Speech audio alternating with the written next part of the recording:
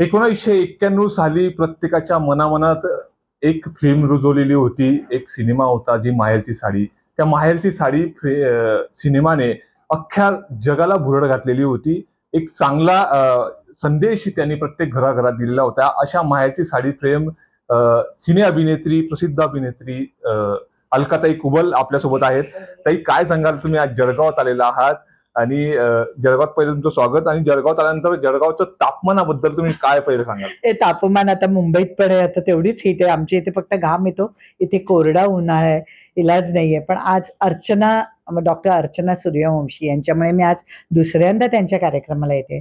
खूप छान कार्यक्रम नेहमी आयोजित करत असतात हे दोघंही पती पत्नी, प्रशांत दादा आणि त्यामुळे तिकडे आले. आणि आज आम्ही इथे आलोय जिथे आम्ही मुक्काम केलाय सुधाताई त्यांच्याकडे. तर खूप छान मजा आली आज जळगावमध्ये सकाळपासून. एक तर मी बऱ्याच दिवसांनी आराम केला, कारण माझं खूपच हेक्टिक शेड्यूल पुन्हा चालू झालंय.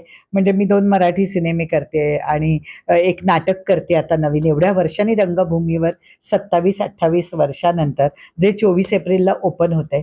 आणि पुन्हा एक हिंदी शो करते, वेब सिरीज करते. म्हणजे एवढं काम सातत्याने पुन्हा सुरू झालंय की माहेरच्या साडीच्या वेळी बिझी होते तसं हेक्टिक शेड्यूल आता पुन्हा. वेगळाच अनुभव या वयात, म्हणजे जवळजवळ 32 वर्षानंतर. ताई, जळगावच्या तापमानात आणि मुंबईच्या तापमानात जमीन आसमानचा फरक आहे असं दिसून येतं. कसं वाटलं तुम्हाला? जळगाव हॉट सिटी म्हणून ओळख आहे. नाही, हॉट सिटी असू दे, पण लोक प्रेमळ आहेत आणि थंड आहेत. ताई, एक प्रश्न अजून असा की जळगाव जिल्हा म्हटलं तर कवयित्रीबाई नाबाई चौधरी असतील, साने गुरुजीची कर्मभूमी म्हणून ओळख आहे. Yes. कसं वाटतं तुम्हाला या दोघी आमच्या जळगाव? खूपच आदरणीय, म्हणजे ही अशी आदरणीय व्यक्तिमत्व आहेत की खरंच आपण नतमस्तक होतो यांच्या पुढे. की आम्ही महाराष्ट्रभर यांचे कितींदा भाषणात उल्लेख करत असतो आणि ते या भूमीतले आहेत. म्हणजे खरंच अभिमानाची गोष्ट आहे. तुम्हा लोकांनाही सांगता होत असतील, आमच्या इथले आहेत हे जळगावचे. आणि ह्या जळगावने काय, खानदेश, विदर्भ, मराठवाडा, पश्चिम महाराष्ट्र, सगळ्यांनीच अख्ख्या महाराष्ट्राने मला खूप प्रेम दिलेलं आहे माहेरच्या साडीमुळे. अजूनही त्याचा अनुभव येतो. हे मला कुठेही असं पटकन पब्लिकमध्ये जाताना मी पूर्ण स्टोल बांधते की मला ओळखू नये म्हणून. अजूनही ती गर्दी होते. अजून एक 5 वर्षाचं मूल आपल्याला ओळखतं, कदाचित टीव्हीमुळे असेल. म्हणजे मी हास्य जत्रेत होते, मी कशात शो मध्ये असते, तर ती लहान मुलं ओळखतात तेव्हा कौतुक वाटतं. खरे ही कुठली जनरेशन आहे आणि ही अजूनही म्हणजे आपल्याला ओळखते. मी दर्शन नावाची मालिका केली, मग मी महाराष्ट्रभर दौरा केला, 450 मंदिरं केली. तर एखादं लहान मुल धावत यायचं आणि ओरडायचं, हे अलका कुबल आली आहे.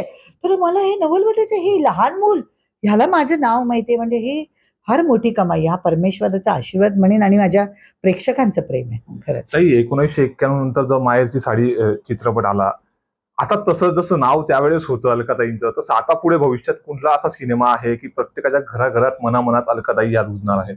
नाही, असं नाही सांगू शकत. ही गणितं कधीच नाही आपण सांगू शकत. हा ओव्हर कॉन्फिडन्स झाला. एखादा सिनेमा चालणार वाटतो आणि अजिबात चालत नाही. मी आतापर्यंत जवळजवळ 325 चित्रपट केले, तर 25 चालले, 300 फ्लॉप झालेच ना. म्हणजे ह्या गणित आम्ही नाही मांडू शकत. आम्ही आपले काम करत राहायचं, आपलं काम प्रामाणिकपणे करायचं. आता आम्ही मंगला नावाची एक फिल्म केली होती जिच्यावर भारतातली पहिली ऍसिड अटॅक केस, पण आम्हाला खूप अपेक्षा होत्या, नाही चालली. पण त्याचा मेसेज खूप चांगला होता, तर त्यामुळे असं नाही करता येत. ताई, माहेरची साडी फिल्म नंतर आता जसा संदेश तुम्ही त्यावेळेस घरोघरी दिला, आता नेमकी कशी फिल्म, कसा चित्रपट तुमचा आला आहे आणि नेमका काय संदेश तुम्ही सर्व जनतेपर्यंत पोहोचणार? आता मी एक वारीतला सिनेमा करते, वारीच नाव आहे त्याचं. अजून एक फिल्म करते कोल्हापूरच्या प्रोड्युसरची. अजून एक फिल्म करते, त्याचं नाव इश्शक बाजी, कला केंद्रावर फिल्म आहे.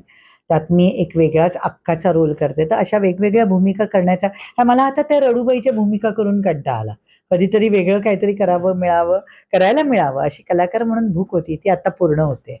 आणि आमचं नाटक हे आता येणार आहे ते अजूनच ग्रँड आहे, तुम्हाला आवडेलच.